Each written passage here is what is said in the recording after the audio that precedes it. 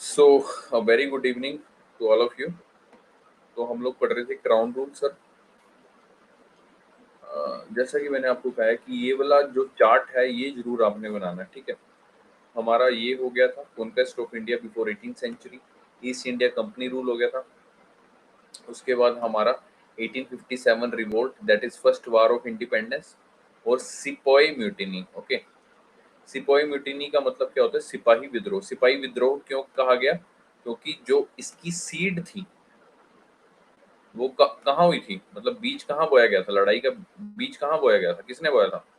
जल्दी से बताइए, अगर याद है तो आपको। किसने बोया था लड़ाई का बीज? शुरुआत? अरे, मंगल पांडे यार। उस एंगल से देखो तो डलहौजी, बट मैं आपको बीज किसने बोया है, किसकी तरफ से बोया गया? लड़ाई करवाई नहीं पूछ रहा मैं, करी का पूछ रहा हूँ, ठीक है। मंगल पांडे। ओके, ठीक है, तो याद रखना। और मंगल पांडे ने सीड बोया। और एपी सेंटर क्या था इसका? 1857 रिवोल्ट का एपी सेंटर क्या था? मैंने आपको बताया था कहाँ से। मेरठ। वेरी गुड यार हरसिमरन, ठीक है। तो याद रखना है सर आपने। नोट्स बन रहे हैं, बराबर बन रहे हैं नोट्स।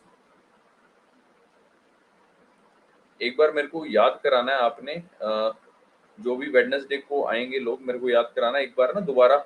अभी जैसे इसमें ना स्लाइड्स में प्रॉपर वो दिख नहीं पाता चार्ट, तो मेरे को याद कराना जब मैं वेडनेसडे को आऊंगा तो मैं आपको प्रॉपर चार्ट दिखाऊंगा और बताऊंगा कि किस तरह से बनाना है आपने, ठीक है। मुझे याद कराना क्लास में। ओके, तो उसके बाद हम लोगों ने वाइसराय ऑफ इंडिया कर लिया था। उसके बाद हमारा शुरू हुआ था बैकग्राउंड बिफोर गांधीयन एरा, यानी गांधी जी के आने से पहले क्या बैकग्राउंड था। तो बिफोर गांधीयन एरा से पहले ये इस तरह से आपने चार्ट बना लेना है, ठीक है। तो आज सबसे पहले हम पढ़ेंगे इंडस्ट्रियल रेवोल्यूशन, ठीक है। कौन कौन सी इंडस्ट्रीज इंडिया में आई, मिड 19th सेंचुरी में कौन सी थी, अर्ली 19th सेंचुरी में कौन सी थी, और लेटर 19th सेंचुरी में कौन थी। ओके, तो सबसे पहले शुरुआत करते हैं हम लोग इंडस्ट्रियल रेवोल्यूशन की।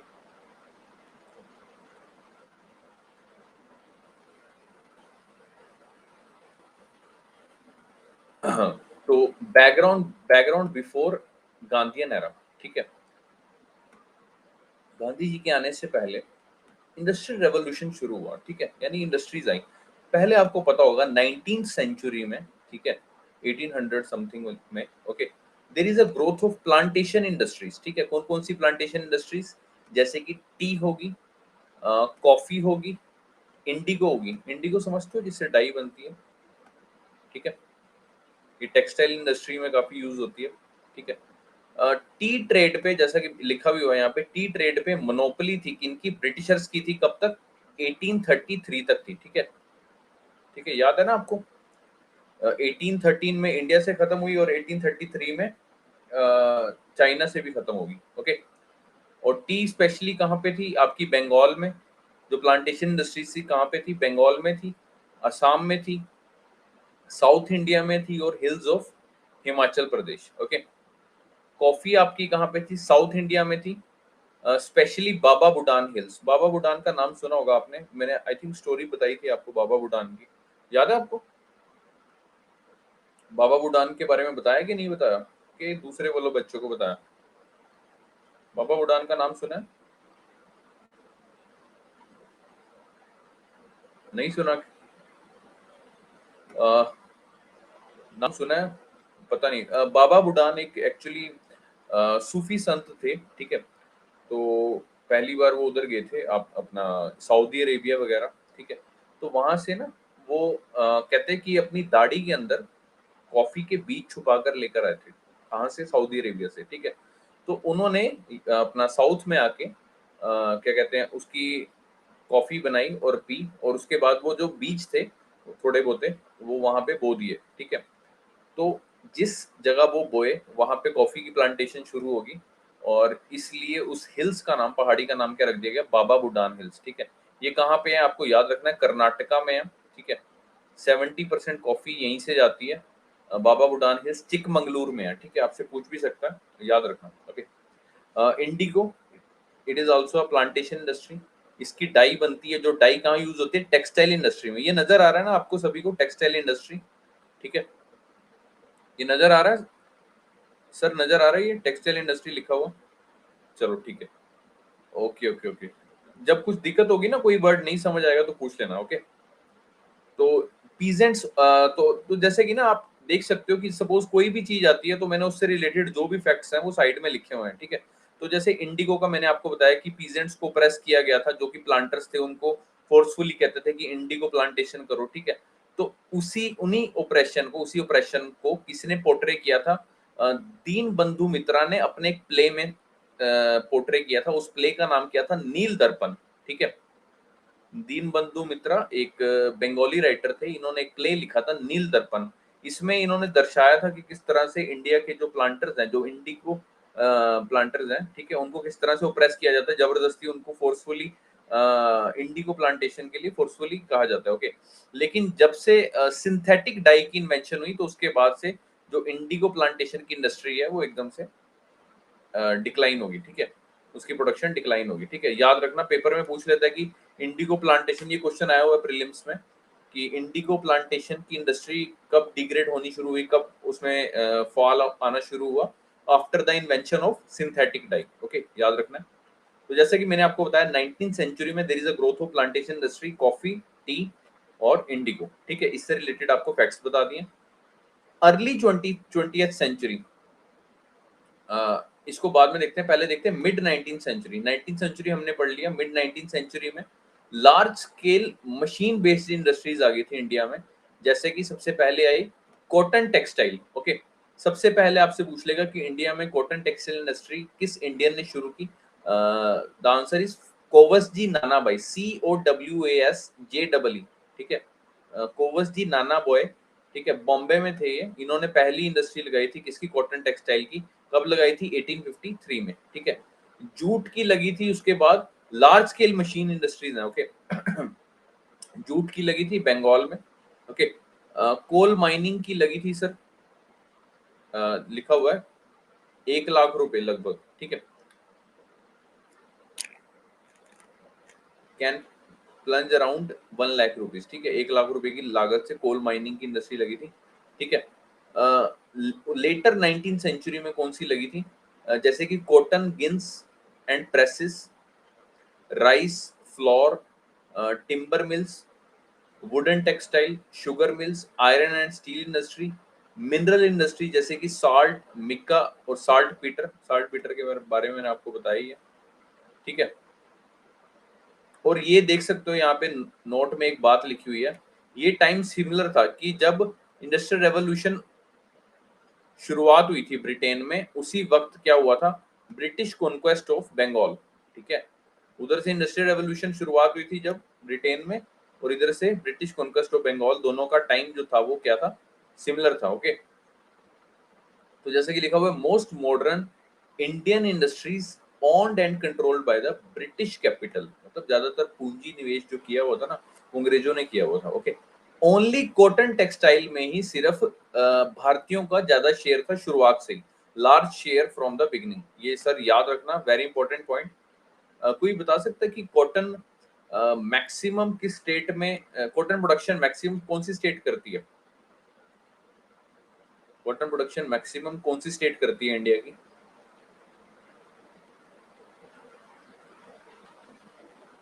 Maharashtra, very good Shreya, very good.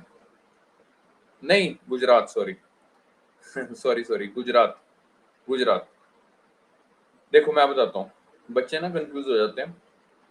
मैं बताता हूँ, जो मैक्सिमम ब्लैक सॉइल, देखो कॉटन किस में उगती है? ब्लैक सॉइल में उगती है। ब्लैक सॉइल का जो मैक्सिमम एरिया है वो है आपका महाराष्ट्र में, ठीक है। लेकिन प्रोडक्शन ज्यादा कहाँ होती है? गुजरात में। ये चीज याद रखना, अभी कंफ्यूज कर देते हैं बच्चे, ठीक है। याद रखना, मैक्सिमम ब्लैक सॉइल वाला एरिया है महाराष्ट्र में, लेकिन कॉटन की प्रोडक्शन ज्यादा होती है आपकी गुजरात में, okay.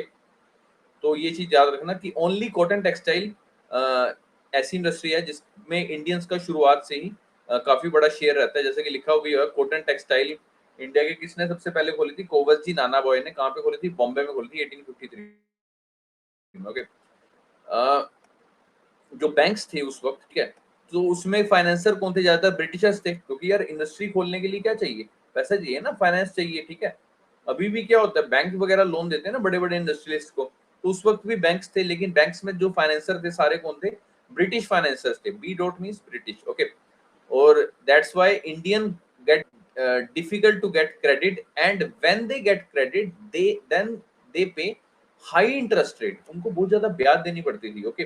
And British imports given special privileges under the system of imperial preferences, ठीक है, उन लोगों को स्पेशल प्रेफरेंस दी जाती थी, ओके।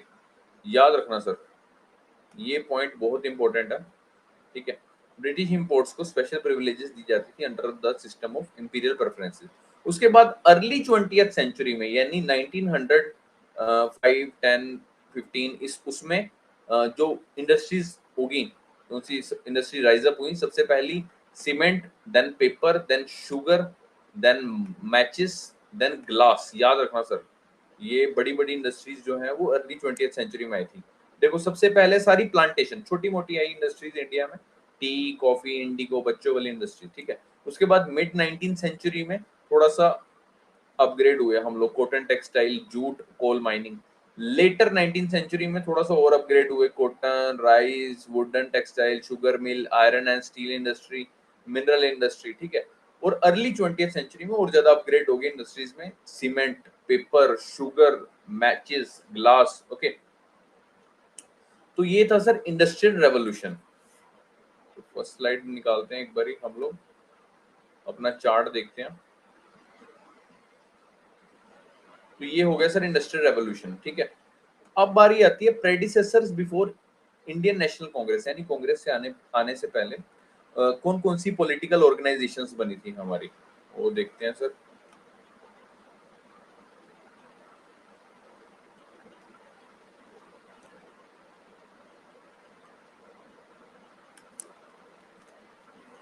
हाँ, predecessors of Indian national Congress. तो सबसे पहले आपसे ये क्वेश्चन प्रीलिम्स में आया हुआ है, इसलिए सबसे पहला पॉइंट मैंने यही लिखा हुआ है कि सबसे पहले कौन सा ऐसा फ्रीडम फाइटर था जिसने पॉलिटिकल रिफॉर्म्स करने के लिए, यानी कि पॉलिटी में बदलाव लाने के लिए सबसे पहले आवाज उठाई थी। The answer is RQ. RQ बोले तो राजा राम मोहन रॉय, ओके। राजा राम मोहन रॉय पहला बंदा था, जैसे कि लिखा हुआ Raja Ram Mohan Roy first who start the agitation for the political reforms in India, ठीक है सर। पहला पॉइंट, ये कई बार क्वेश्चन में आया हुआ है, ठीक है।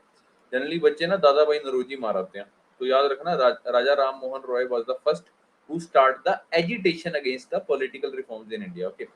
उसके बाद आफ्टर 1836 1836 के बाद मैनी पब्लिक एसोसिएशन, ठीक है, it was dominated by wealthy and aristocratic elements known as prominent person। ये भी क्वेश्चन आया हुआ है आपका प्रीलिम्स में कि उन लोगों को क्या बोलते थे, प्रोमिनेंट पर्सन।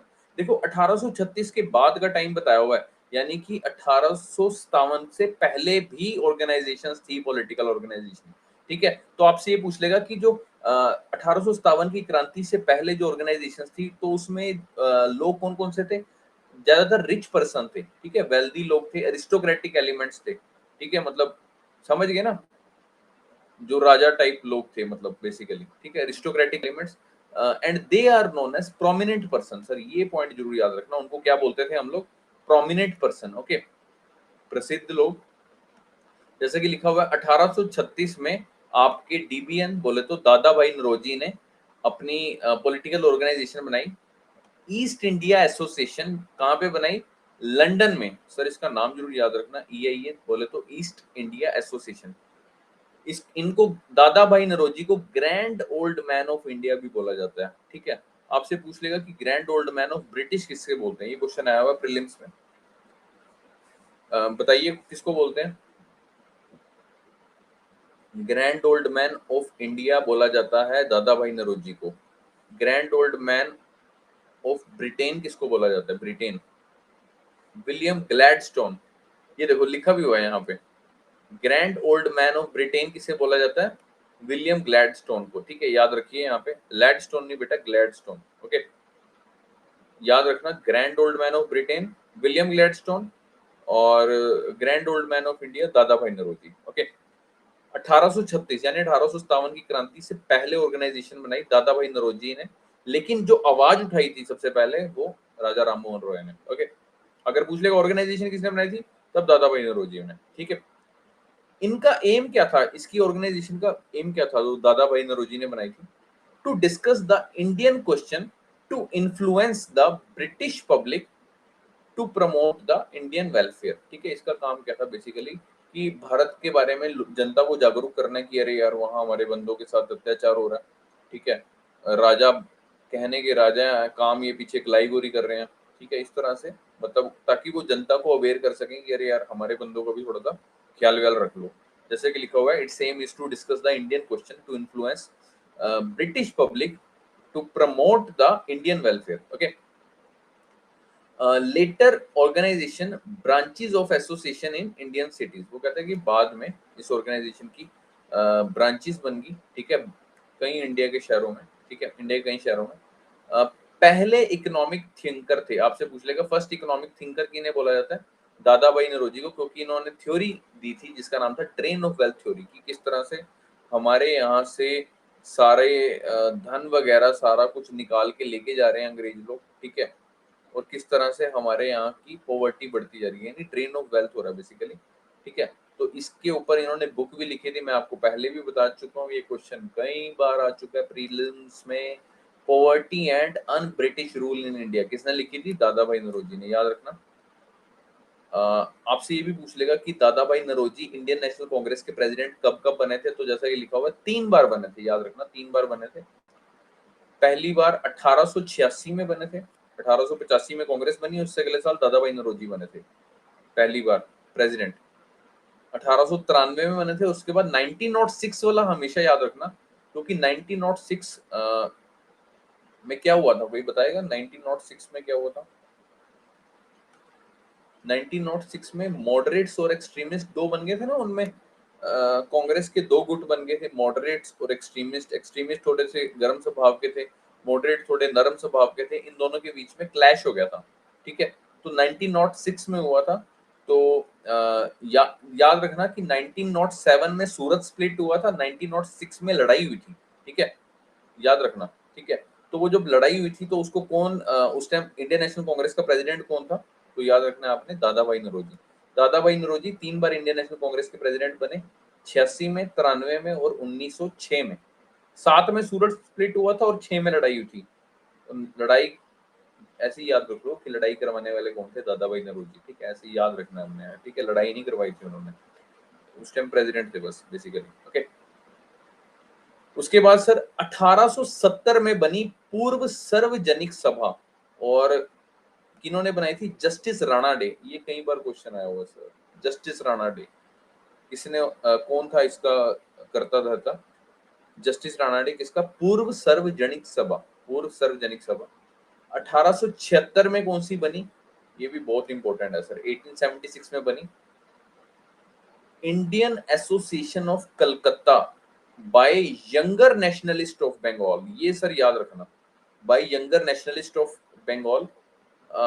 इनके लीडर कौन थे? Surendranath Tagore. Remember Surendranath Tagore, the one who cleared the Indian civil service exam, बताया था आपको मैंने, आईसीएस, ठीक है। तो इन्होंने आईसीएस छोड़ दी थी भाई साहब। तो ये क्वेश्चन पूछ लेगा आपसे कि इंडियन सिविल सर्विस छोड़ के सुरेंद्र, कई बार ना ऐसे क्वेश्चन आते हैं, ये इनमें से कौन सी लाइन सुरेंद्र नाथ टैगोर के लिए सही है? तो आ जाएगा कि उन्होंने इंडियन सिविल सर्विस छोड़ दी थी, हाँ ठीक है। उनकी जो ऑर्गेनाइजेशन थी, जो उनकी एसोसिएशन थी, उसका नाम क्या था? इंडियन एसोसिएशन ऑफ कलकत्ता, याद रखना सर। नाम से ही है ना ये, टैगोर, बनर्जी, ये सारे आपको इधर मिलेंगे, बंगाल में मिलेंगे, ठीक है। तो इंडियन एसोसिएशन ऑफ कलकत्ता का लीडर कौन हुआ? सुरेंद्र नाथ टैगोर और आनंद मोहन बोस, इनका नाम भी जरूर याद रखना। कई बार ना बच्चे फेमस वन का नाम याद रख लेते हैं, ठीक है, और कई बार इनके नाम भूल जाते हैं, तो याद रखना सुरेंद्र नाथ टैगोर इनके लीडर थे और आनंद मोहन बोस थे, ठीक है। उसके बाद आया सर 1884 में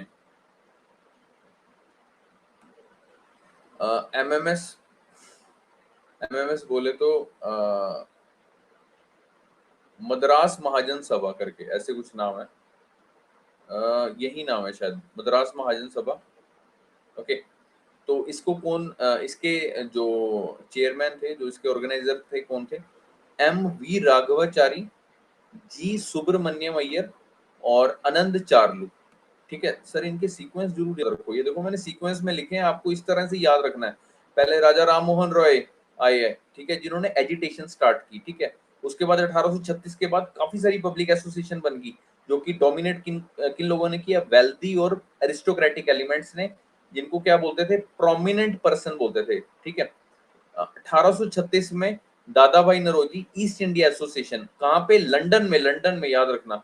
उसके बाद उसका अच्छा एम लिख लेना, क्योंकि दादा भाई नौरोजी फेमस थे तो इसलिए थोड़ा सा हमने इसके बारे में एक्स्ट्रा लिखा हुआ है। और इनकी बाद में ब्रांचेस जो थी इस एसोसिएशन की, भारतीय शहरों में फैल गई। पहले इकोनॉमिक थिंकर थे, ट्रेन ऑफ वेल्थ थ्योरी दी थी। बुक कौन सी थी? Poverty and non British rule in India. 3 bar Indian national Congress के प्रेसिडेंट बने थे, 86, 93 और 1906 में। 1906 में लड़ाई हो गई थी मॉडरेट और एक्सट्रीमिस्ट के बीच में। 36 के बाद आएगा सीधा 70। 70 में पूर्व सार्वजनिक सभा, जस्टिस राणा डे। 76 में Indian association of Calcutta by young nationalist of Bengal, okay, जिसके लीडर कौन थे? सुरेंद्रनाथ टैगोर, आईसीएस वाला। ठीक है, और साथ में आनंद मोहन बोस। ठीक है, आईसीएस क्लियर करके हमें आनंद आ गया। ठीक है, याद रखना। एम क्या था इसका, इंडियन एसोसिएशन ऑफ कलकत्ता का? Creating strong political question and certification of, sorry certification कह रहा हूँ, unification of Indian people on the common political programme. ठीक है, 1884 में मद्रास महाजन सभा। ओके, एक बार इसका नाम कंफर्म कर लेना यार। 1884 में एमएमएस मेरे माइंड से स्किप हो रहा है, शायद मद्रास महाजन सभा था, यही है। ओके, चलो। कई बार ना वही ना, मैं आपको ही कह रहा था कि ज्यादा एब्रीविएशन लिख लो ना, कई बार दिमाग से निकल जाता है। चलो एनीवेज, याद है, शुक्र है अल्लाह का। तो 1884 में मद्रास महाजन सभा बाय एम वी राघवाचारी, जी सुब्रमण्यम अय्यर और आनंद चार्लू। ओके, उसके बाद 1885 में, याद रखो सर ये बड़ी इंपॉर्टेंट है, बॉम्बे प्रेसिडेंसी एसोसिएशन। ठीक है, बॉम्बे प्रेसिडेंसी एसोसिएशन, इसको किसने बनाया? फिरोज शाह मेहता ने। ठीक है, केटी तलंग ने और बदरुद्दीन तैयब जी ने। ठीक है, very famous personalities, Firoz Shah Mehta, K T Telang और बदरुद्दीन तैयब जी। सर आप इनको बार बार बोल बोल के रटोगे ना और बार बार लिखोगे इनको, आपको इनके नाम रट जाएंगे। ठीक है, तो अब बारी आती है कि ये जितने भी प्रेडिसेसर्स थे, यानी इंडियन नेशनल कांग्रेस से पहले जितनी भी ऑर्गेनाइजेशन बनी है, इनमें कमियां क्या थी? ये उतनी सक्सेसफुल क्यों नहीं हो पाई जितनी इंडियन नेशनल कांग्रेस हुई? तो जैसा कि लिखा हुआ है, फ्लॉ इनका क्या था, कमी क्या थी? पैन इंडिया एक्सपेंशन नहीं थी सर। ये पैन इंडिया एक्सपेंशन को कट किया हुआ ना, यानी पैन इंडिया एक्सपेंशन नहीं थी, पूरी तरह से फैली नहीं हुई थी। ठीक है, कुछ कुछ शहरों में थी, जैसे कि Indian association of Calcutta Calcutta तक सीमित थी। ठीक है, मद्रास महाजन सभा मद्रास तक सीमित थी। ठीक है, और भी जितने भी हैं, जैसे कि लिखा हुआ all served useful purpose, purpose उनका यूजफुल था, लेकिन बट नैरो स्कोप और फंक्शनिंग। ठीक है, and their membership is few people. ठीक है, कुछ ही शहरों में, सिंगल सिटी और प्रोविंस। ठीक है, कि मेंबरशिप वगैरह भी कम ही लोग लेते थे, लोग इतने अवेयर नहीं थे। तो उसके बाद सर आया कहानी में ट्विस्ट। ट्विस्ट कब आया सर? 1885 में। ठीक है, 85 में बनी इंडियन नेशनल कांग्रेस। कई बार क्वेश्चन पूछ लेता है कि जब इंडियन नेशनल कांग्रेस बनी उस वक्त कौन था, वाइस रॉय ऑफ इंडिया कौन था? तो आंसर इज लॉर्ड डफरिन। तो याद रखना, जब इंडियन नेशनल कांग्रेस क्या, अभी कांग्रेस क्या, कांग्रेस में कौन भरे हुए हैं? डफर भरे हुए हैं सारे, राहुल गांधी भरा हुआ है। तो याद रखना कांग्रेस के टाइम पे Dufferin, duffer Dufferin, Rahul Gandhi, याद रहेगा। ठीक है, Indian national Congress Lord Dufferin 1885। ठीक है, किसने बनाई थी? बाय ए ओ ह्यूम। ठीक है, ठीक है, कौन था ये? Retired English servant. ठीक है, कब पहला सेशन हुआ था? ये कुछ फैक्ट्स हैं, ये आपको रटने पड़ेंगे। ठीक है, दिसंबर 1885 में, 1885 में पहला सेशन हुआ था। ठीक है, उसका प्रेसिडेंट कौन था? वोमेश चंद्र बनर्जी। ये देखिए सर लिखा हुआ। ठीक है, कितने डेलीगेट्स ने अटेंड किया था? 72 डेलीगेट्स ने अटेंड किया था। तो आपसे भी ये भी पूछ लेगा कि इसमें जो डेलीगेट्स थे वो कौन कौन थे? जनरली सारे वकील लोग थे, लॉयर्स थे, जर्नलिस्ट थे। ठीक है, और इनकी मीटिंग कब कब होती थी? एनुअली होती थी। ठीक है, हर साल होती थी। कब होती थी? दिसंबर में होती थी, एवरी दिसंबर। ठीक है, तो ये कुछ फैक्ट्स हैं सर, आपको रटने पड़ेंगे। तो इंडियन नेशनल कांग्रेस के ऊपर व्यूज क्या थे, मतलब उस वक्त लोगों के? अरे टांग नजर आ गई, सॉरी। व्यूज क्या थे लोगों के, एओ ह्यूम के, मतलब इंडियन नेशनल कांग्रेस को लेके व्यूज क्या थे लोगों के।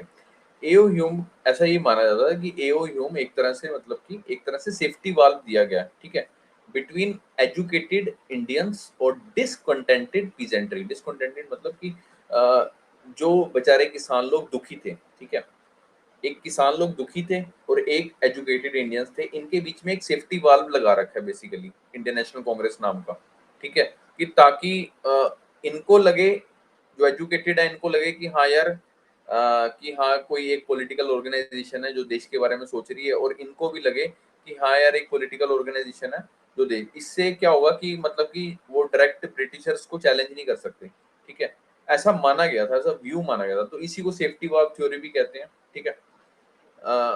जैसे कि लिखा हुआ सेफ्टी वाल्व मतलब कि it prevent union of them, ठीक है, कि इनको इकट्ठा नहीं होने देगा। एजुकेटेड इंडियंस ने एक तरह से वो बना ली ना, एक तरह से उनको लॉलीपॉप दे दिया एजुकेटेड इंडियंस को कि हाँ यार तुम्हारे लिए एक ये पढ़े लिखों की, जर्नलिस्ट की, लॉयर्स की एक तरह से ऑर्गेनाइजेशन बना दिया, ऐसा माना गया था, बट ऐसा था नहीं, ठीक है।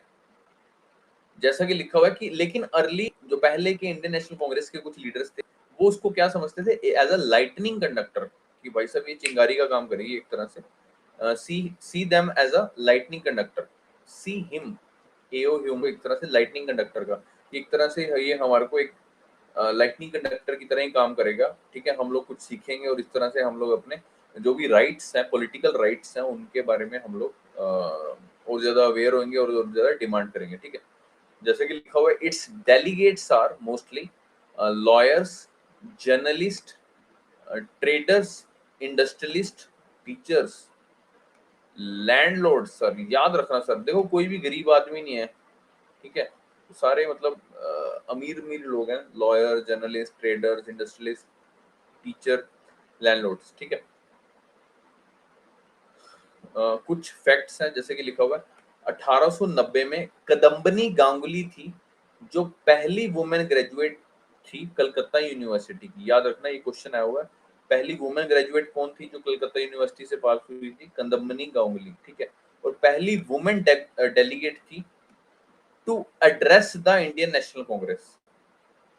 इंडियन नेशनल कांग्रेस को पहली बार एड्रेस किसने किया, कदम्बनी गांगुली ने, याद रखना। और 1917 में एनी बेसेंट पहली वुमेन प्रेसिडेंट बनी इंडियन नेशनल कांग्रेस की, ठीक है। देखो ध्यान से, दोनों बातों में फर्क है, यहाँ लिखा हुआ है पहली वुमेन प्रेसिडेंट, पहली औरत थी जो प्रेसिडेंट बनी, औरत थी, लेकिन औरत इंडिया की नहीं थी। इंडिया की कौन बनी पहली, सरोजिनी नायडू बनी, first Indian women president. Sir ये क्वेश्चन आया हुआ है, इसलिए हाईलाइट किया हुआ है, इंडियन को इस तरह से डार्क किया हुआ। दोबारा से देखो, पहली बार एड्रेस किसने किया, मतलब उस टाइम कदम्बनी गांगुली प्रेसिडेंट नहीं थी, वैसे ही मतलब कि एक तरह से डेलीगेट्स में ही थी, ठीक है, तो पहली बार इसने एड्रेस किया था कि हाँ भाइयों और बहनों, इस तरह करके कदम्बनी गांगुली ने, ठीक है, सौरव गांगुली की बहन कदम्बनी गांगुली, ठीक है, याद रखना। कब आई, 1890 में, याद रखना। 1917 में कौन सी आई, एनी बेसेंट आई, पहली वुमेन, पहली महिला प्रेसिडेंट बनी, लेकिन भारतीय नहीं थी ये, आपको पता ही होगा ये बाहर की थी, ठीक है, लेकिन पहली भारतीय कौन बनी, सरोजिनी नायडू।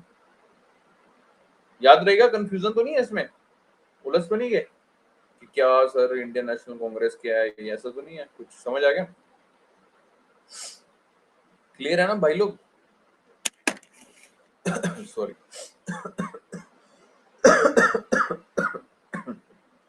सॉरी, दोबारा से बता देता हूँ। इंडियन नेशनल कांग्रेस, फटाफट देखो, सिंपल से फैक्ट है, Indian national Congress 1885, Duffer, Lord Dufferin, Rahul Gandhi, A O Hume, Rahul Gandhi भी बाहर का, रिटायर्ड इंग्लिश सर्वेंट था, याद रखना, रिटायर्ड इंग्लिश सर्वेंट। दिसंबर 1885 पहला session, president Womesh Chandra Banerjee, W C Banerjee, 72 delegates, sorry, lawyers और जर्नलिस्ट, और कब मिलते थे, हर साल मिलते थे। व्यूज क्या थे कि एओ ह्यूम को एक तरह से जो ब्रिटिशर्स हैं वो एक तरह से सेफ्टी वाल्व की तरह यूज कर रहे हैं एजुकेटेड इंडियंस और डिसकंटेंटेड पीजेंट्री के बीच में, क्योंकि सेफ्टी एक तरह से ये क्या काम करेगा, it prevent union of them, कि उनको इकट्ठा नहीं होने देगा, किनको, एजुकेटेड इंडियंस और डिसकंटेंटेड पीजेंट्री को, ठीक है। और लेकिन early Indian national Congress leaders थे, वो इसको कैसे देखते थे, एओ ह्यूम को एज अ लाइटनिंग कंडक्टर। और इसके जो डेलीगेट्स थे जनरली कौन थे, lawyer, journalist, traders, industrialist, teachers, landlord, ठीक है। ये कई बार क्वेश्चन आ जाता है, ठीक है। गलती से फार्मर्स लिख लेगा तो तुमने फार्मर्स के ऊपर नहीं मारना, ओके। फार्मर लिख देगा या पीजेंट लिख देगा, ओके। 1890 में कदम्बनी गांगुली पहली वुमेन ग्रेजुएट थी, देखो कलकत्ता यूनिवर्सिटी की, याद रखना। और पहली वुमेन डेलीगेट थी जिसने एड्रेस किया था इंडियन नेशनल कांग्रेस, यानी भाषण दिया था सिर्फ, ठीक है। और 1917 में एनी बेसेंट थी पहली women president Indian national Congress की, और इंडियन वुमेन प्रेसिडेंट बनी 1925 में सरोजिनी नायडू, ओके। आगे चलते हैं सर, ये होगी इंडियन नेशनल कांग्रेस। उसके बाद आई सर यूनाइटेड पेट्रियोटिक एसोसिएशन, जो आई सर 1888 में। मैंने आपको बताया था कि पहली पॉलिटिकल ऑर्गेनाइजेशन जिसने कांग्रेस को अपोज किया, याद रखना, उसका नाम है यूपीए, ठीक है। याद रहेगा, आसानी है, यूपीए यूनाइटेड पेट्रियोटिक एसोसिएशन। 1885 में वो बनी, 1888 में ये बनी। ये कहते हैं कि एक तरह से डफरिन ने बनवाई थी, लॉर्ड डफरिन ने बनवाई थी। डफर था क्योंकि ये आदमी, क्योंकि ये क्या करवाना चाहता है, डिवाइड एंड रूल पॉलिसी। ये एरो ऊपर का मतलब बढ़ाना, किसको बढ़ाना, डिवाइड एंड रूल पॉलिसी, ठीक है। तो इसने किसको इनकरेज किया, इसने सर सैयद अहमद खान और राजा शिव प्रसाद सिंह को इनकरेज किया। और इन दोनों ने क्या प्रीच किया, इन दोनों ने ये प्रीच किया भाई साहब कि पॉलिटिकल इंटरेस्ट है जो H&M के, H&M बोले तो हिंदू और मुस्लिम के, वो क्या है, डिफरेंट है और क्या है, डाइवर्जेंट है, ठीक है। हिंदू और मुस्लिम के रास्ते अलग अलग हैं, ठीक है। तो आपसे ये भी पूछ सकता है कि कम्युनलिज्म का यानी सांप्रदायिक का जो ओरिजिन है वो कब से शुरू हुआ, answer is 1888 by United Patriotic Association, याद रखना सर, ठीक है। And to start the anti Congress movement, आप, ये क्वेश्चन आया हुआ था प्रीलिम्स में कि एंटी कांग्रेस मूवमेंट किस पॉलिटिकल ऑर्गेनाइजेशन ने शुरुआत करी, तो answer is United Patriotic Association. कब, 1888 में। किसने खुलवाई, किसने मतलब कौन थे इसके main head, Sir Syed Ahmad Khan और राजा शिव प्रसाद सिंह। सर सैयद अहमद खान के बारे में याद है, मैंने भी बताया था। मुसलमानों के लिए कौन सी इन्होंने मूवमेंट शुरू की थी, एंटी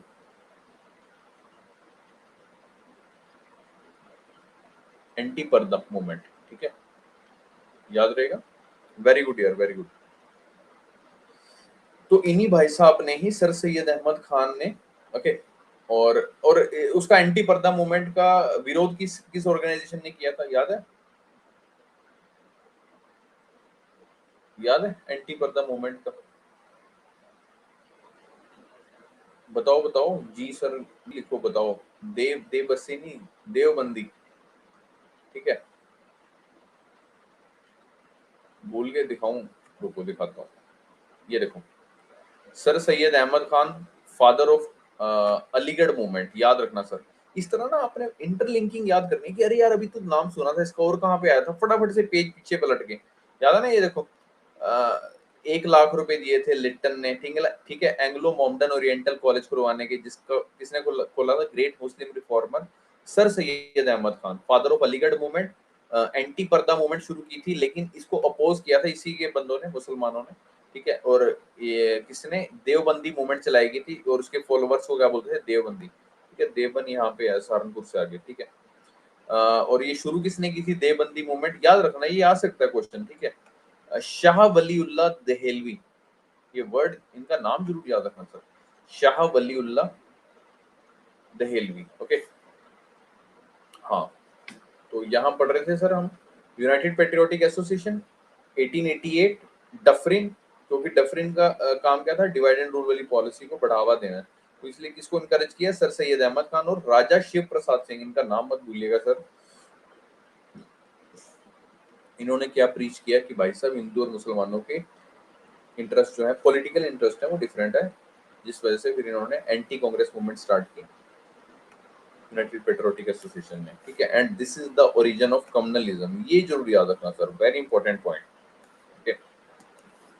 उसके बाद सर आगे चलते हैं हम लोग अदर एक्टिविटीज में। एक बार आपको चार्ट दिखा देता हूँ ताकि आपको साथ साथ याद रहे, यहाँ भूल ना जाओ। इंडस्ट्रियल रेवोल्यूशन हो गया, प्रेडिसेसर। इसमें आप लोगों ने ना इस तरह से जैसे मैंने आपको वो बताई थी ना, इंडस्ट्रीज बताई थी, ठीक है, इस तरह से नीचे लिख लेनी है। इधर से आपने ऐसे 19 सेंचुरी का भी वो लगा लेना, मार्क लगा लेना इस तरह से। 19 सेंचुरी में आई आपकी कौन सी इंडस्ट्री,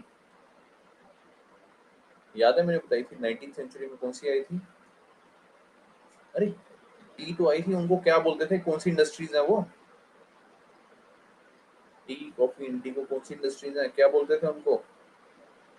प्लांटेशन, वेरी गुड।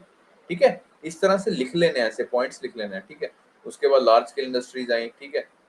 उसके बाद 20th सेंचुरी में कौन कौन सी आई बड़ी बड़ी लार्ज स्केल इंडस्ट्री, सीमेंट वगैरह, ये predecessors before Indian national Congress. यहाँ पॉइंट बना के ऐसे लिख लेना है, खाली पॉइंट्स में खाली एब्रीविएशंस लिखने हैं, ताकि आपको खाली वो चार्ट देख के याद आ जाए, ठीक है, एब्रीविएशन देख के याद आ जाए।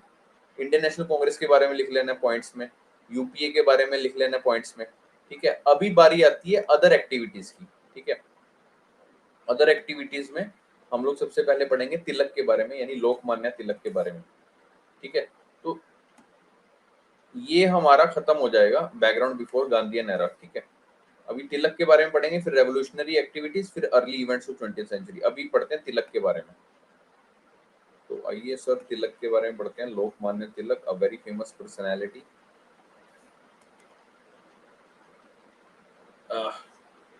तो लोकमान्य तिलक, जिनको लोकमान्य भी बोला जाता है, अभी मैं आपको बताया ही रहा हूँ, लोकमान्य बोला जाता है, ठीक है।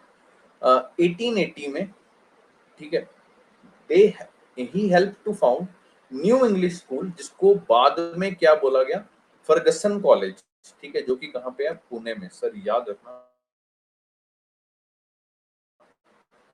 मेरे जो गुरु हैं, मेरे जो टीचर हैं हिस्ट्री के, मिस्टर अवध ओझा सर, ठीक है, उन्होंने अभी रिसेंटली मतलब वही 2021 में यहाँ पे लेक्चर दिया था, ठीक है, फर्गसन कॉलेज में। तो याद रखना आप लोग, Fergusson college vary famous college, अंग्रेजों के टाइम का बना है। पहले इसका नाम न्यू इंग्लिश स्कूल था, उसके बाद इसका नाम चेंज हो गया फर्गसन कॉलेज की पुणे में, ठीक है, याद रखो सर। 1888, ठीक है, तिलक, लोकमान्य तिलक, ठीक है। उसके बाद ये फैक्ट्स, कुछ इंपॉर्टेंट फैक्ट्स। न्यूज़पेपर कौन से शुरू किए थे लोकमान्य तिलक ने? महारत्ता, ठीक है। ये किस भाषा में था? इंग्लिश भाषा में, ठीक है। जनरली बच्चे सोचते हैं कि ये मराठी भाषा में था, ठीक है, याद रखना सर आपने, महारत्ता इंग्लिश भाषा में था, ठीक है। केसरी जो था वो मराठी भाषा में था, ये सर जरूर याद रखना। केसरी आपका था मराठी भाषा में, महारत्ता था आपका इंग्लिश भाषा में, इंग्लिश लैंग्वेज में था। 1889 में तिलक ने एडिट किया था किसको? केसरी को, केसरी न्यूज़पेपर को। और क्या प्रीच करना शुरू किया था? Nationalism, self reliant, selfless fighters, ठीक है, याद रखना सर। केसरी को एडिट किया था तिलक ने, और बाद में क्या प्रीच करना शुरू किया न्यूज़पेपर के थ्रू? नेशनलिज्म, सेल्फ रिलायंट और सेल्फलेस फाइटर, ठीक है। 1893 में this he started a Ganpati festival, Ganpati festival शुरू किया to propagate the nationalist ideas, कि भगवान का नाम भी हो जाएगा और एक तरह से देशभक्ति की भावना भी जग जाएगी, ठीक है। ये क्वेश्चन कई बार आया हुआ है, गणपति फेस्टिवल, शिवाजी फेस्टिवल किसने शुरू किए? लोकमान्य तिलक ने, ठीक है। Aim is to proliferate the nationalist ideas, okay. 1895 में उसने स्टार्ट की शिवाजी फेस्टिवल, ठीक है। 1880 में न्यू इंग्लिश स्कूल। ये सीक्वेंस जरूर याद रखो सर, ये सीक्वेंस याद रखोगे ना, हिस्ट्री आपको बोरिंग लगेगी नहीं, हिस्ट्री एकदम टिप्स पे याद रहेगी। तभी मैं कह रहा हूँ कि आप लोगों ने वो जो चार्ट बनाओगे ना, उसमें पॉइंट्स में लिखना है। जैसे 1880 में यहाँ तो जैसे कि लिखा हुआ है ना पूरा, help to found new English School, वहाँ 1880 डाल के NES कर देना, ठीक है। अगर आपने अच्छा से पढ़ा होगा तो आपको याद रहेगा, हाँ न्यू इंग्लिश स्कूल है, जिसको लेटर ऑन बाद में क्या रख दिया, फर्गसन कॉलेज, जो कि कहाँ पे है? पुणे में। न्यूज़पेपर कौन से शुरू किए? महारत्ता इंग्लिश में, केसरी मराठी में। 1889 में तिलक ने केसरी को एडिट किया और रीच क्या किया? नेशनलिज्म, सेल्फ रिलायंट और सेल्फलेस फाइटर। 93 में Ganpati festival to propagate nationalist idea. Ganpati के पापा कौन है? शिव जी, ठीक है। 2 साल बाद पापा का फेस्टिवल भी बनाना शुरू कर दिया, यानी शिवाजी फेस्टिवल, ठीक है। महाराष्ट्र में नो टैक्स कैंपेन चलाई, याद रखना सर, ये कई बार क्वेश्चन आया हुआ है। महाराष्ट्र में नो टैक्स कैंपेन किसने चलाई थी? लोकमान्य तिलक ने। Okay, no tax campaign Maharashtra में। इसमें था क्या बेसिकली? इसमें ये था, he asked the famine stricken peasants to withhold the payments of land revenue if crops are failed। इसने बोला कि भाई साहब, जिन किसानों को भुखमरी का सामना करना पड़ा है, उनको कहा कि भाई साहब आपको लैंड रिवेन्यू देने की जरूरत नहीं है अगर आपकी क्रॉप मतलब अच्छी तरह से नहीं होगी। ओके, 1896 में याद रखना ही गॉट अरेस्टेड। चार्ज क्या लगा था? By spreading disaffection among government. ठीक है, गवर्नमेंट के बारे में एक तरह से एनिमोसिटी वाले आइडियाज फैलाने के लिए उसको अरेस्ट कर दिया गया था। ठीक है, जैसे कि यहाँ लिखा भी हुआ है करंटली, कन्हैया कुमार को भी किस लिए अरेस्ट किया था, उसके ऊपर भी सेम चार्ज था, for spreading the disaffection among government. Kanhaiya Kumar पता है, वो बिहार का, वो जो गालियां देता रहता है मोदी जी को, पता है सभी को? जेएनयू का, भारत तुम्हारे तुम्हारे टुकड़े होंगे, याद है वो? आई हेट दैट गाय यार, सीरियसली। मे बी कुछ लोग फैन होंगे उसके, but I hate that guy, I don't know why. Anyways, Tilak, यहाँ पे एक और फैक्ट लिखा हुआ है, तिलक और बिंदु घोष और Bipin Chandra, they all preached people to become fearless and strong. ठीक है, याद रखना।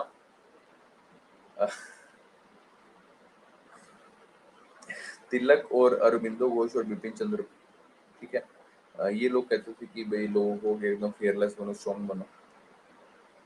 और बिंदु घोष को पुलिस ने पकड़ लिया था और एक हफ्ता ले गए थे कहीं पे ना, मतलब ऐसे ही कहीं पे जेल में बिना बताए, पता नहीं कहाँ ले गए थे, और बहुत ज्यादा सेवा की इनकी। तो उसके बाद इन्होंने संन्यास ले लिया था, और उसके बाद नहीं आए दोबारा अरबिंदो घोष। तो पता नहीं क्या किया होगा, उसके बाद नहीं आए। उससे पूछ रहे, कह रहे भाई साहब वो कह रहे थे आप टू बिकम फियरलेस स्ट्रॉन्ग, कह रहे नहीं यार, बस ठीक है, अभी नहीं। तो याद रखना है आपने, Aurobindo Ghosh a very famous personality, संन्यास ले लिया भाई साहब इन्होंने, मोह माया छोड़ दी। ठीक है, हाँ, तो याद रखना सर आपने, Tilak, Aurobindo Ghosh, Bipin Chandra Pal, they preach people to become fearless and strong. तो अदर एक्टिविटीज में सबसे पहले हमने पढ़ा तिलक के बारे में, लोकमान्य तिलक के बारे में। न्यू इंग्लिश स्कूल 1880 से शुरुआत करनी है। New English school, Fergusson college, Poona. Newspaper Mahratta, English, Kesari, Marathi. नवासी में केसरी, जिसमें क्या प्रीच करते थे? Nationalism, self reliance, selfless fighter. 93 Ganpati festival, 2 साल बाद उनके पापा का फेस्टिवल, गणपति जी के पापा शिवजी फेस्टिवल। एम क्या था? Propagate nationalist idea. No tax campaign, कहाँ पे? महाराष्ट्र में। He asked the famine-stricken peasant to withhold payment of land revenue if crops get failed। 1896 में उनको अरेस्ट कर लिया गया और चार्ज क्या लगाया? Spreading disaffection among the government. Okay, उसके बाद आगे चलते हैं सर हम लोग, रेवोल्यूशनरी एक्टिविटीज। ठीक है, आक्रामक एकदम रेवोल्यूशनरी एक्टिविटीज। ये थोड़ा सा बीड़ा बीड़ा लिखा हुआ है, लेकिन आपको बताता हूँ मैं, 2 मिनट पानी पी लें। अभी तक कोई डाउट हो तो इसमें कुछ पूछो।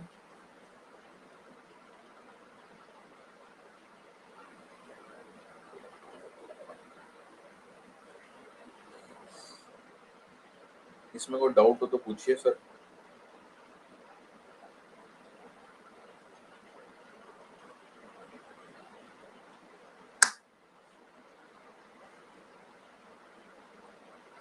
हाँ, वाह जी वाह। हो, तो आगे चलते हैं सर, देखिए ध्यान से रेवोल्यूशनरी एक्टिविटीज की तरफ। ठीक है, रेवोल्यूशनरी एक्टिविटीज का क्या दिक्कत क्या थी रेवोल्यूशनरी एक्टिविटीज, ये जो क्रामक एक्टिविटीज की थी, इनकी सबसे बड़ी दिक्कत पता क्या थी?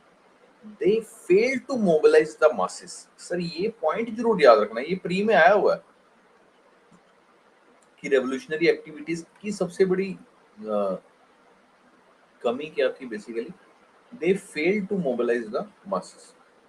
ठीक है, नाउ द क्वेश्चन इज कि अभी तक तो सारा कुछ बढ़िया चल रहा था, कि ये रेवोल्यूशनरी एक्टिविटीज हुई क्यों सर? देखो जाहिर सी बात है, अ, अब बच्चा जो है वो बगावत कब करेगा?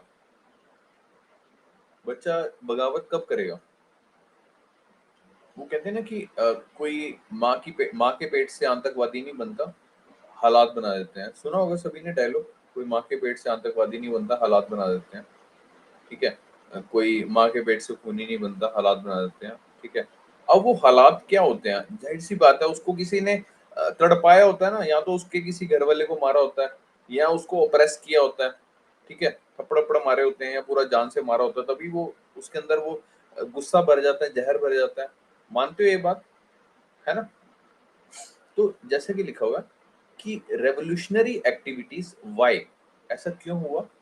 The point is government repression. ठीक है, that gave birth to the revolutionary activities. क्योंकि जैसे कि लिखा हुआ है बिकॉज, ये तीन बिंदु है का मतलब बिकॉज। ठीक है, बिकॉज पीसफुल प्रोटेस्ट नो असर। पीसफुल प्रोटेस्ट प्यार से कह रहे थे कि अरे सर मान जाओ, अंग्रेज भाई मान जाओ, आपका रंग साफ है, मान जाओ, दिल भी साफ होना चाहिए। अंग्रेज कह रहे हैं ना भाई। तो वही बात है सर, लातों के भूत बातों से नहीं मानते। तो गवर्नमेंट रिप्रेशन कर रही थी, तो which gave birth to the revolutionary terrorism. Okay, तो जिससे क्या आए? रेवोल्यूशनरिस्ट आए, और आंदोलनकारी जिनको बोलेंगे, और एक्सट्रीमिस्ट आए। Okay, and they copy method of, और किनके मेथड कॉपी कर रहे थे? वो आयरिश टेररिस्ट। ठीक है, जो आयरिश टेररिस्ट थे, और दूसरे रशियन निहालिस्ट। ठीक है, ये क्वेश्चन कई बार आया हुआ है। जो रेवोल्यूशनरी एक्टिविटीज हुई थी वो किनके मेथड कॉपी कर रहे थे, किनके मेथड फॉलो कर रहे थे? Irish terrorist. The second one is Russian nihilist. Okay, याद रखिए। एग्जाम्पल अब दे रखे हैं, जैसे कि यहाँ एग्जाम्पल दे रखे हैं। सबसे पहला एग्जाम्पल है 1897 में छापेकर ब्रदर्स थे, छापेकर ब्रदर। उन्होंने दो अनपॉपुलर ऑफिशियल को ऐसी गोली मार दी। ठीक है, जैसे कि लिखा हुआ, दो अनपॉपुलर ऑफिशियल को ऐसे ही गोली मार दी। 1904 में VD Savarkar, very famous man यार, वीडी सावरकर ने अपनी एक ऑर्गेनाइजेशन बनाई जिसका नाम क्या था? अभिनव भारत। ठीक है, कहाँ पे थी आपसे पूछ लेगा, नासिक में थी। ठीक है, and it was extending to the London. Sir London तक फैली हुई थी अभिनव भारत, याद रखना sir, very important organization Abhinav Bharat. सबसे पहले छापेकर ब्रदर का एग्जांपल लिया हमने, उन्होंने दो अनपॉपुलर ऑफिशियल को, अंग्रेजों को ऐसे ही मार दिया। ठीक है, गवर्नमेंट ऑफिशियल थे, उनको मार दी, गोली मार दी। ठीक है, उसके बाद 1904 में वीडी सावरकर। ठीक है, अभिनव भारत नासिक में। ठीक है, और Abhinav Bharat was extending to the London. Voice तो ठीक है यार, यहाँ तो सही सही से आ रहा है, नेट की सिग्नल ओके आ रहे हैं। ओके, आप लोग अपना रिफ्रेश करके देखो। ओके, हो जाएगा सही। उसके बाद आए सर 1905 में न्यूज़पेपर, अखबार के थ्रू उन्होंने डिसअफेक्शन फैलानी शुरू की। ठीक है, कौन कौन से न्यूज़पेपर जिन्होंने डिसअफेक्शन फैलाई? एक तो युगांतर। सर ये न्यूज़पेपर का नाम कई बार आया हुआ है, युगांतर और संध्या। ये कहाँ पे थे सर? बंगाल में प्रिंट होते थे। ठीक है, इसका बड़ा फेमस नारा था, फेमस स्लोगन था। ठीक है, आपको याद रखना है स्लोगन कौन सा था? Force must be stop by force. ठीक है, याद रखना, force must be stop by force. ठीक है, और एक और न्यूज़पेपर था जो डिसअफेक्शन वाला था, दकल। ये कहाँ पे था? महाराष्ट्र में। ठीक है, आपको मैंने बताया था लास्ट टू लास्ट क्लास में भी, मे बी, कि न्यूज़पेपर और मैगजीन्स हम लोग अलग से करेंगे। ठीक है, सारे नाम डिस्कस करेंगे। तो न्यूज़पेपर अभी हमने कौन से पढ़े जो से डिसअफेक्शन वाला थे?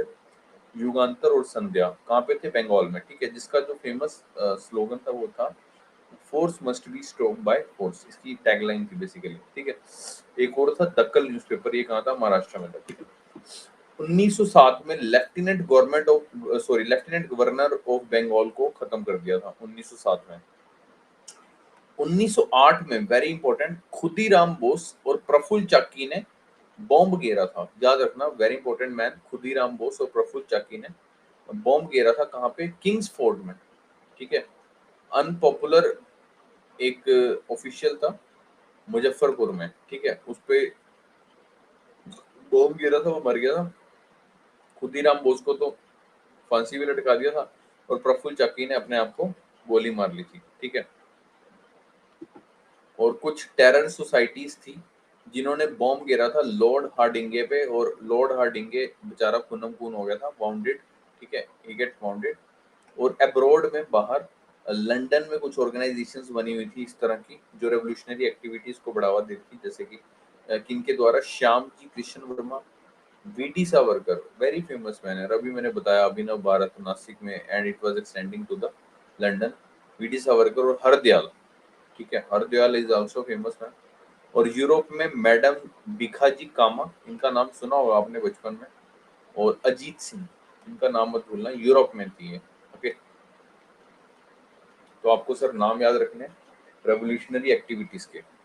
रेवोल्यूशनरी एक्टिविटीज का सबसे पहले आपको ये पढ़ना है कि रेवोल्यूशनरी एक्टिविटीज का फ्लॉ क्या था, इतना सब कुछ तामझाम करने के बाद भी ये क्यों चूक गई, ये जनता तक आवाज क्यों नहीं पहुंचा पाई, क्योंकि they fail to mobilise the masses, ठीक है। वो उनकी एनर्जी को कैसे चैनलाइज करना है, मोबिलाइज कैसे करना है, उनको नहीं पता था, ठीक है। शुरुआत क्यों हुई रेवोल्यूशनरी एक्टिविटीज की, because of the government repression, ठीक है, which gave birth to the revolutionary terrorism, ठीक है, क्योंकि पीसफुल प्रोटेस्ट का कोई असर नहीं हो रहा था, and they copy the method of Irish terrorist and Russian nihilist, ठीक है। एक एक करके आपने सबका एग्जांपल है। उसके बाद बारी आती है सर आपकी early events of 20th century, 20वीं शताब्दी के कुछ अर्ली इवेंट्स। चार्ट दिखा देता हूँ आपको, कहीं भूल जाओ आप। रेवोल्यूशनरी एक्टिविटीज हमारी होगी, अभी बारी आई early events of 20th century, ठीक है, ये करते हैं। इसके बाद हमारा ये जो बैकग्राउंड बिफोर गांधीयन एरा है, ये यहाँ तक हो जाएगा सर खत्म। उसके बाद सर फिर गांधीयन एरा रह जाएगा, गांधी जी के आने के बाद क्या एक्शन हुआ, कहानी में क्या ट्विस्ट आया, वो सब पढ़ेंगे, ओके।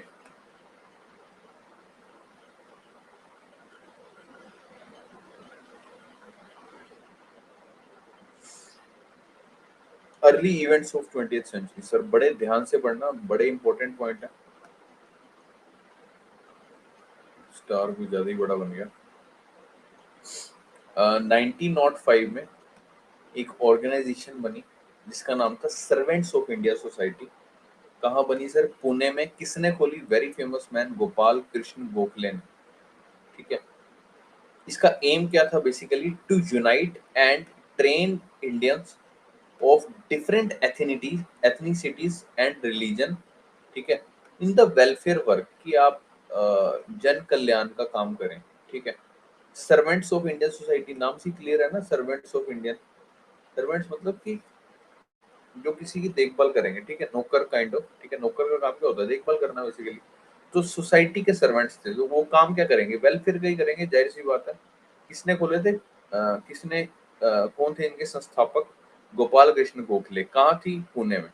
एम क्या था, टू यूनाइट एंड, लेकिन इसकी जो खास बात यह है कि अलग अलग रिलीजन और अलग अलग एथनिसिटीज के इंडियंस को इकट्ठा करना और वेलफेयर वर्क में लगाना, ठीक है। कितनी अच्छी बात है ना, सर्वेंट्स ऑफ इंडिया सोसाइटी।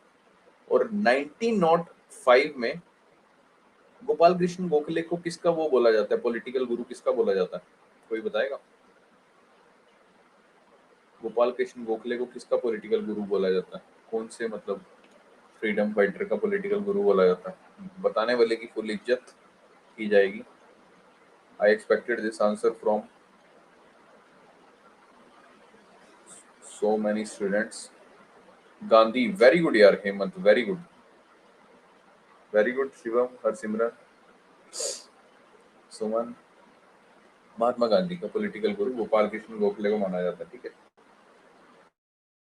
याद रखना आपने, इसलिए गोपाल कृष्ण गोखले बड़े इंपॉर्टेंट है।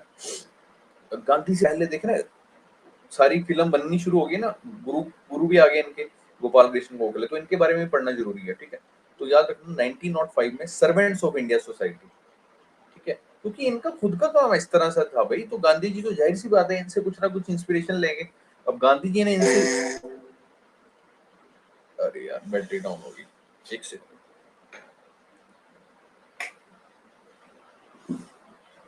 अब गांधी जी ने इनसे इंस्पिरेशन ली है, तो जब चेला ऐसा है तो गुरु तो जाहिर सी बात है इसी तरह के होंगे ना, वेलफेयर वर्क वाले होंगे, ठीक है। तो सर्वेंट्स ऑफ इंडिया सोसाइटी, तो याद रखना इस तरह से छोटे छोटे लॉजिक याद रखो ना, रट्टे मारने की जरूरत नहीं पड़ेगी।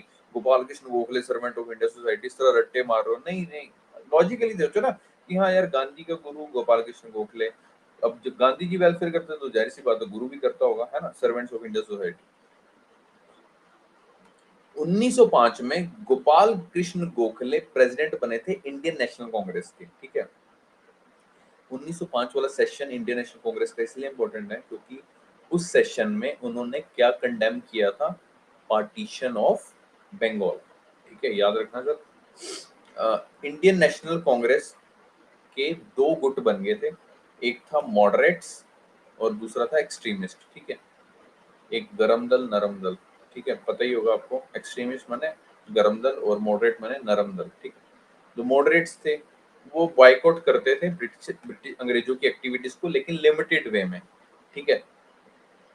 और एक्सट्रीमिस्ट थे देख वो कहते थे कि स्वदेशी को एक्सटेंड करो, ऐसे बोले तो स्वदेशी, ठीक है, और बाइकआउट करो पैन इंडिया में, मतलब जितने भी अंग्रेजों के प्रोडक्ट हैं वो सब बाइकआउट करने हैं हमें, ओके। उन उन देखो early events of 20th century एक एक करके हम पढ़ रहे हैं। सबसे पहले हमने पढ़ा servants of India society, Gopal Krishna Gokhale. 1905 में गोखले प्रेसिडेंट बने इंडियन नेशनल कांग्रेस के, और उस पार्टी उस सेशन की खास बात यह है, पार्टीशन ऑफ बंगाल को कंडेम किया था। आपसे इस तरह से पूछेंगे कि पार्टीशन ऑफ बंगाल जब कंडेम हुआ था तो उस वक्त प्रेसिडेंट कौन थे, या पूछ लेंगे कि किस सेशन में हुआ था इंडियन नेशनल कांग्रेस के, ठीक। और उसी वक्त आपके जो मॉडरेट्स और एक्सट्रीमिस्ट के दो व्यूज बने थे, बेसिकली बाइकआउट करते थे लिमिटेड वे में मॉडरेट्स, और ये स्वदेशी और बाइकआउट ये कहते थे पूरे पैन इंडिया में फैला दो, ठीक है। फिर 1906 में क्या बनी sir, all India Muslim league, उसके फाउंडर कौन थे, आगा खान, ठीक है, जिनको नवाब ऑफ ढाका बोला जाता, ढाका के नवाब थे। ढाका पता सभी को कहाँ पे है, बता दो यार, बांग्लादेश, वेरी गुड। और दूसरा है नवाब मोहसिन उल मुल्क। जनरली बच्चे आगा खान का नाम याद रखते हैं मुस्लिम लीग में, मोहसिन उल मुल्क का भूल जाते हैं, ठीक है। So you must remember its name Nawab Mohsin ul Mulk, okay. Muslim league है तो नाम मुस्लिम होगा सबसे पहली बात, आगा खान के साथ मोहसिन उल मुल्क, ओके। उसके बाद मुस्लिम लीग बनी, और 1906 में there is a tussle between moderate and extremist. अभी बताया था मैंने थोड़ी देर पहले, जब झगड़ा हुआ था मॉडरेट और एक्सट्रीमिस्ट का, तो कौन थे, मैंने बताया था ना झगड़ा किसने करवाया था, इस तरह से याद करवाया था आपको, किसने करवाया था, अरे मारूंगा थप्पड़, दादा भाई नरोजी, बताया था अभी पीछे, दादा भाई Naoroji, 1906, Dadabhai Naoroji, there is a tussle between moderates and extremist. और कौन से सेशन में हुआ था, कलकत्ता सेशन में।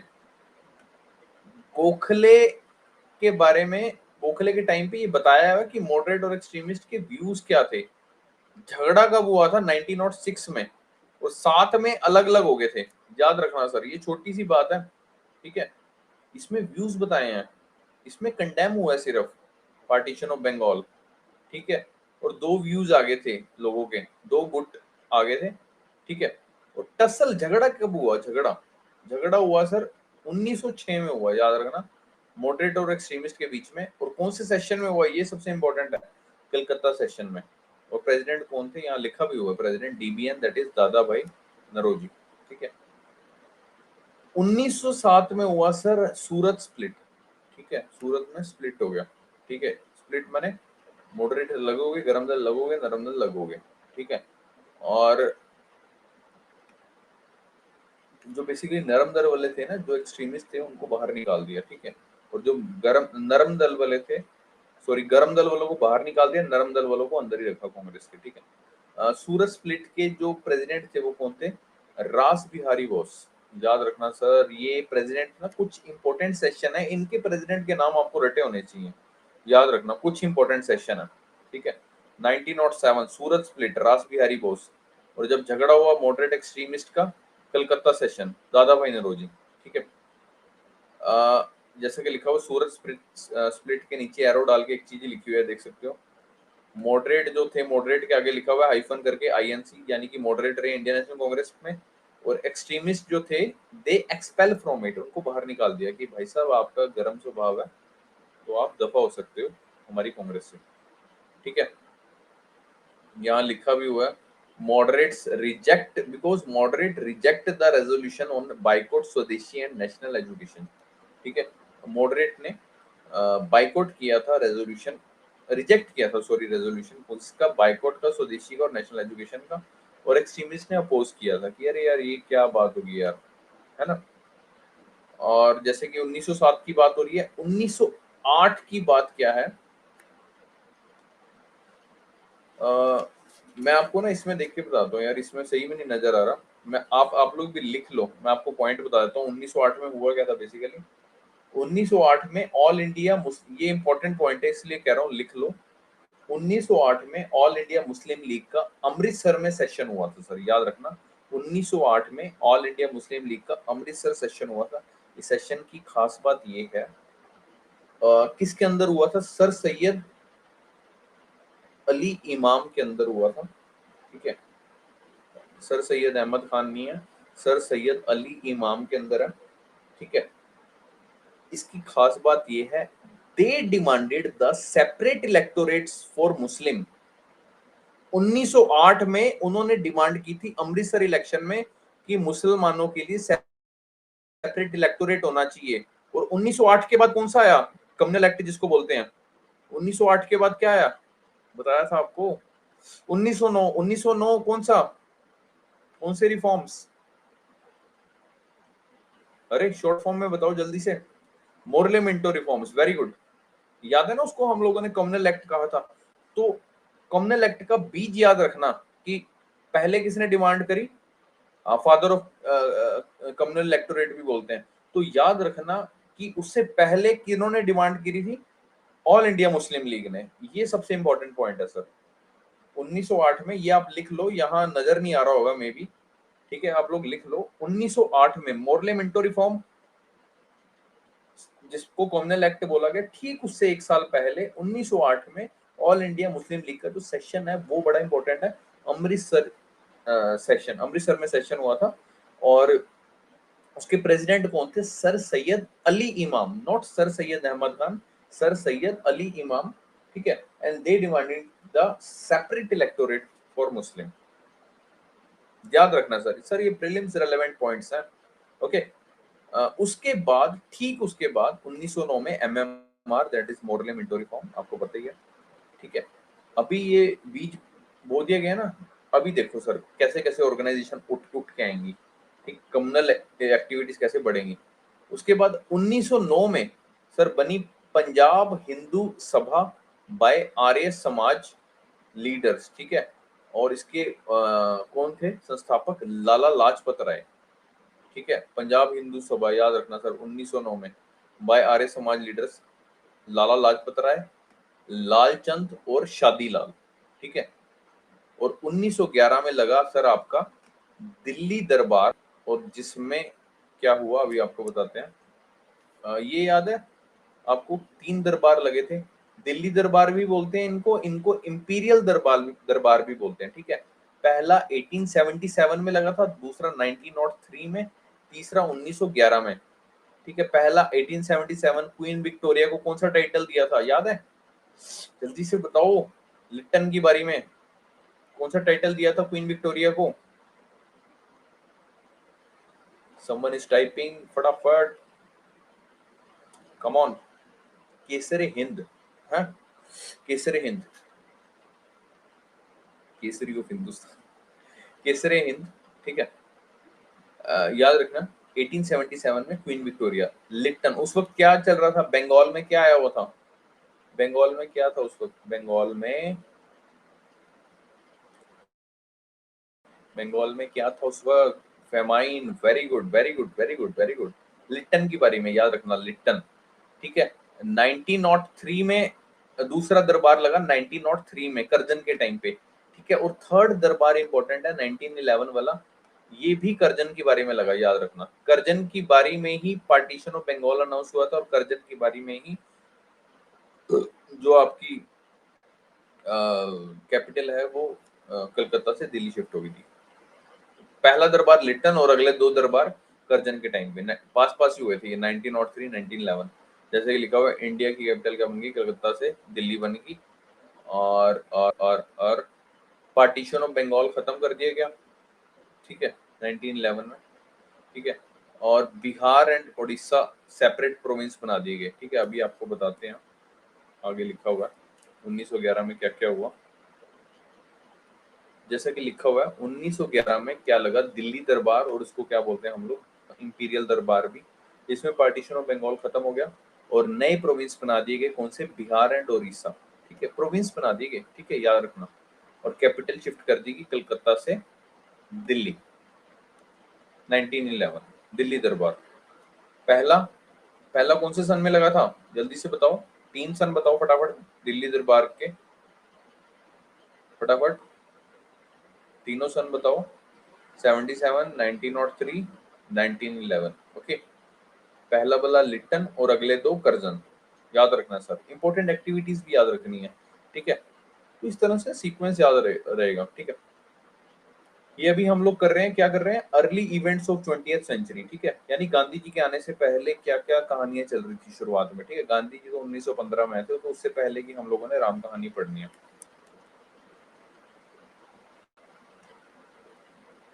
ओहो।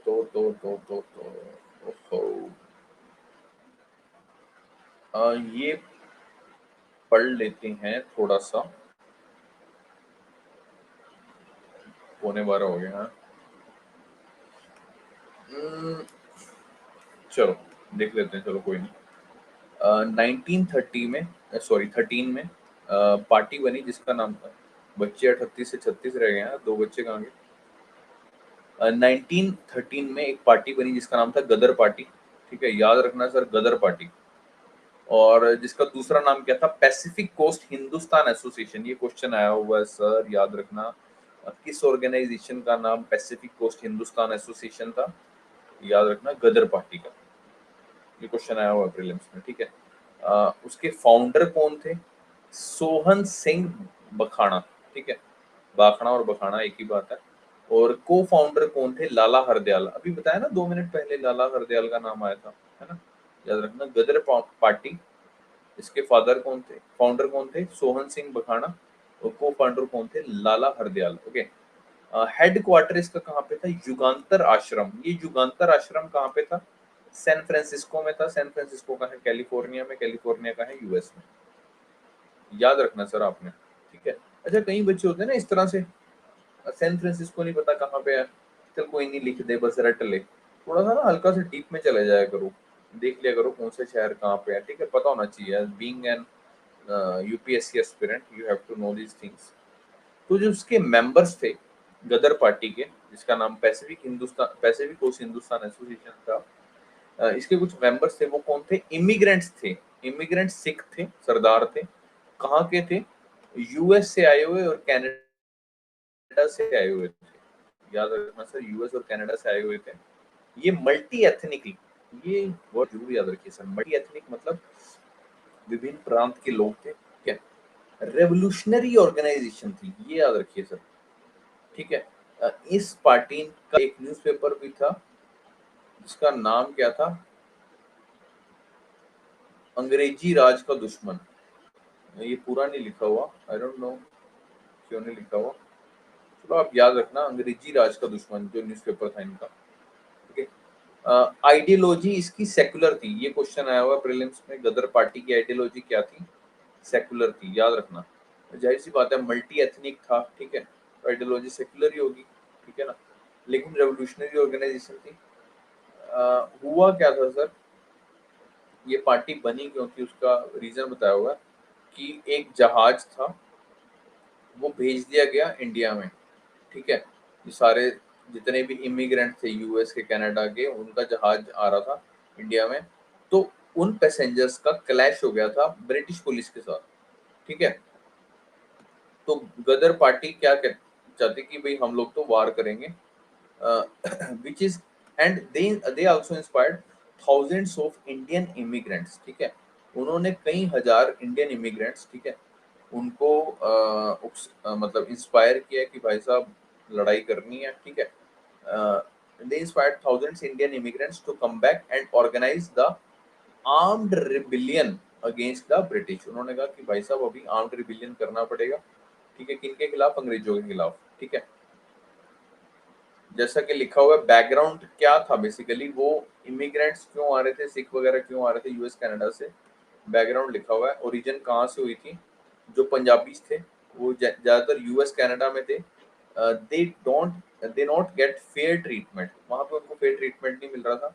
They face the humiliation and discrimination, उनको एक तरह से ह्यूमिलेशन का सामना करना पड़ता था, भेदभाव का सामना करना पड़ता था, नीचा दिखाते थे उन्हें लोग, ठीक है।